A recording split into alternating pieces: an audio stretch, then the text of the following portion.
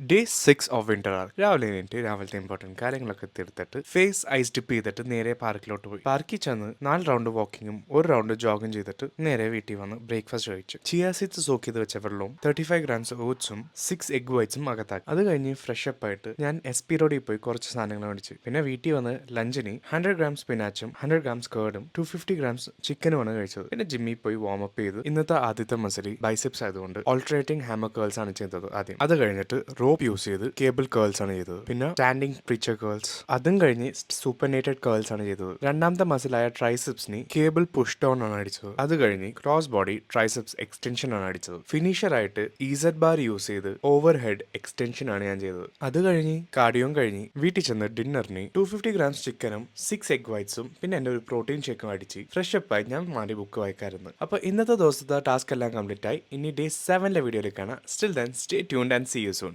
By.